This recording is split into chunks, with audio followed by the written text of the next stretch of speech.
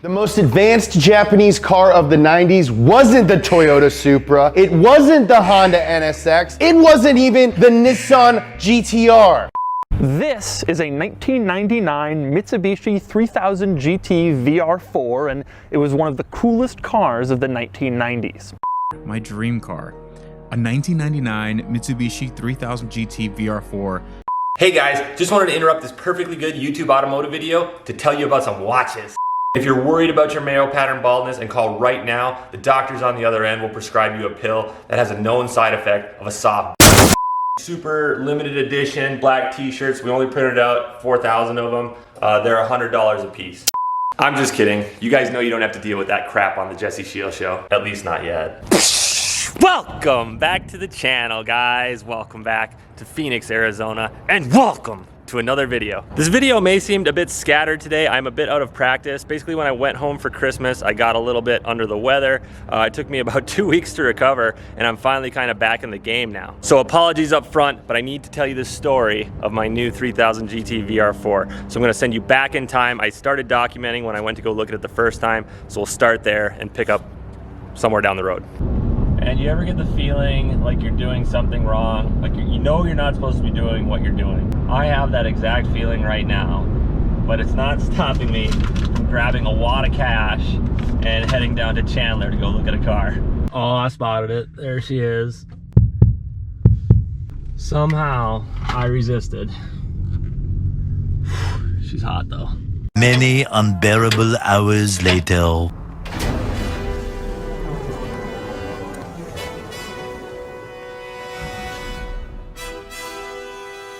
It was my turn to buy a car for the channel. All right, it's been a long day of stressful financial decision making, but I did get this 1999 Mitsubishi 3000 GT VR4. Anyways, the old girl came with a couple extra bits. I did get an extra bumper that came with it, red unfortunately, but can always be painted or sold. The original suspension, it is on some tying coilovers right now. I think this is an AC condenser, that's the compressor. Not sure what the story is on these. The AC does work in the car.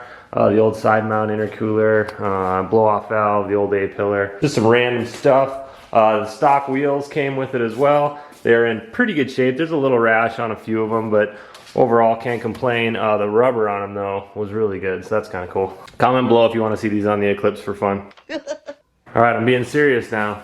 You two get along. If you were a chick, who's the one guy you would sleep with? John Stamos. What? Did we just become best friends? Yup. The next day.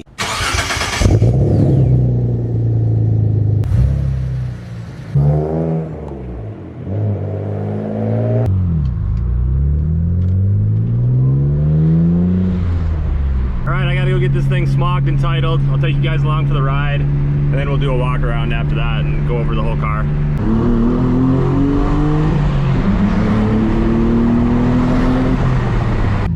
Literally the worst place in the world. Worst customer service, long lines. Count your lucky stars if you don't have to smog test your car. That is a tight fit. Hey, when you pull that thing into your garage, does the garage say, is it in yet? Boom, passed. Second worst place in the world, the DMV. $42.38 later. That's for 2 years of licensing. There are some good things about Arizona's motor vehicle department. A few minutes later. That money clip us now, the new now looks like, whoa, upgrade her diamonds, now her girlfriends are like, whoa, whoa, whoa, whoa, whoa, I hit record it, drop, you can't ignore it. I'm transforming now these cars and planes, I'm always boarding, just out touring down.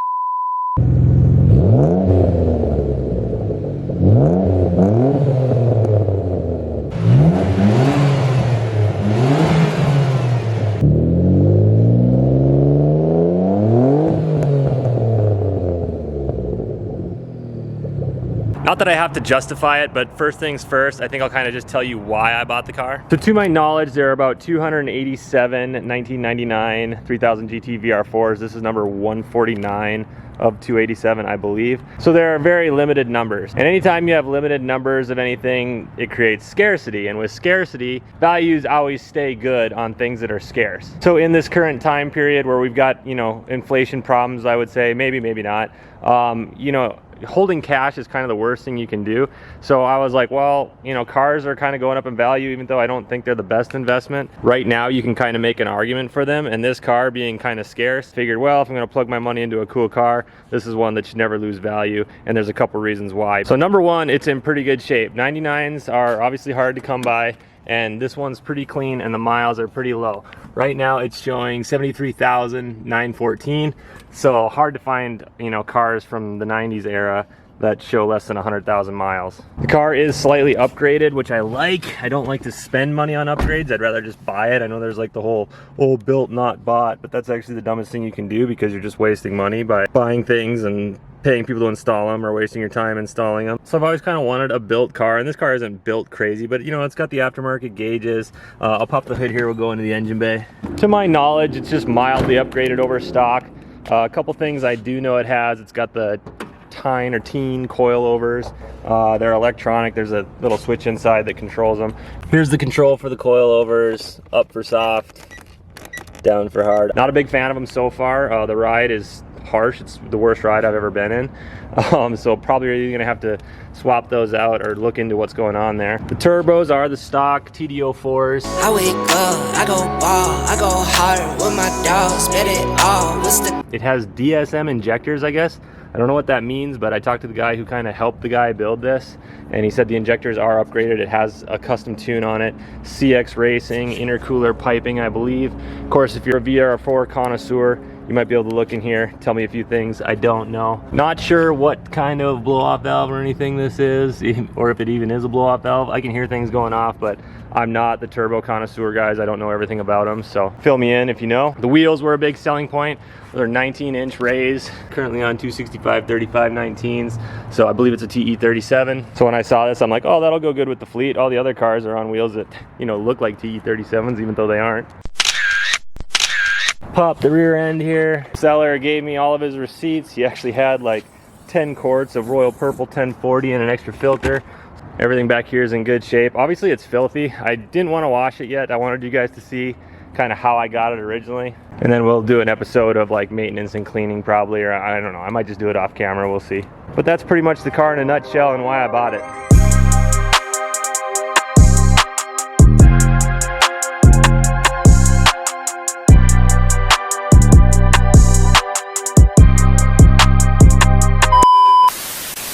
Now that you're done talking to him, let me tell you why I bought the car. 3000 GT VR4 never made it in the Fast and the Furious lineup, and it was actually originally maybe going to play the role of the Supra. In fact, a 3000 GT was written into the very early version of the script, but the 3000 GTs that showed up to our casting calls were not to their liking, so the Supra got the nod. So can you imagine if the 1999, or really any VR4 for that matter, had hit the big screen?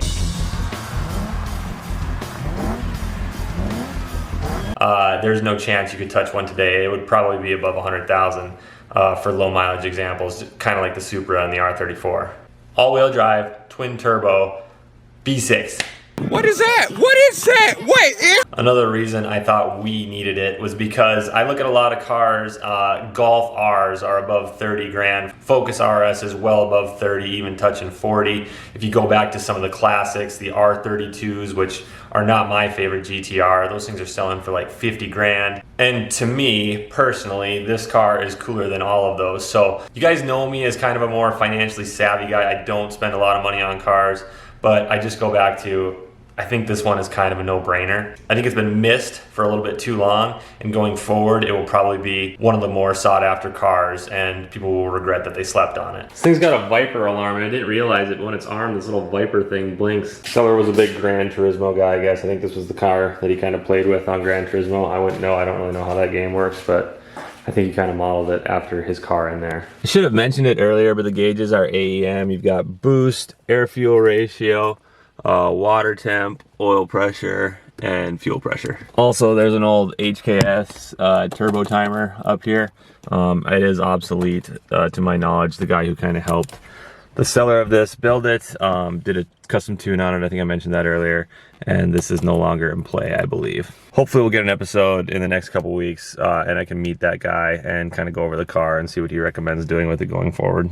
Also, if for any reason somebody has an extra one of these upper steering column covers, the turbo timer broke this one. So I'll buy it from you if you have one. Gotta know what's going on with this exhaust. Getting tight. Okay, come here, guys. Tell me what I'm talking about here, guys. No cat on the rear. This looks like a cat up front. Some type of stainless pipe going into this custom flex pipe section that goes to basically a straight pipe out the back into the can. Those bungs are kind of. Might need to do an exhaust on this car. I like the way it sounds right now, but this one isn't very clean. Little transfer case leak, maybe. I don't know. Tranny's over here. Sorry, I know I'm all over the place. Looks good. There's our brand new starter, I think, or newer. And then out back, we've got the Blitz NER spec can, all custom, just welded into a. Looks like I have about a 3-inch pipe going back here. Seems like kind of a strange thing, but the front bumper isn't perfect. It's a little bit scuffed up right here. There's a tiny little crack down here. So I'm not gonna be too opposed to screwing a lip or something on it. The Eclipse, I have such indigestion because that front bumper on there is like perfect, but I think being as I have a spare, we can make this one look a little cooler. Looks like one of those sharks coming to eat you. That wing is just something else. I'm pretty happy. She's pretty clean.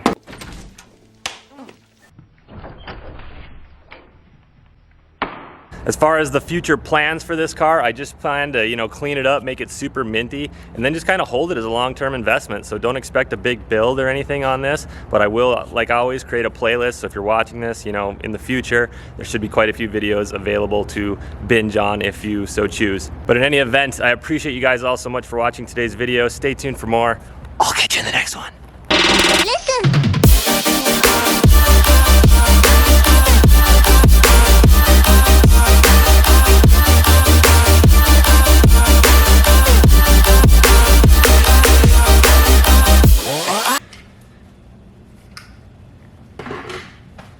And if you're worried about your mayo, those, and then we can. Anyways, bring the light on me. Yeah. All right, first things first. Oh, I got a weird echo in here. Sorry about the echo, but that's too bad.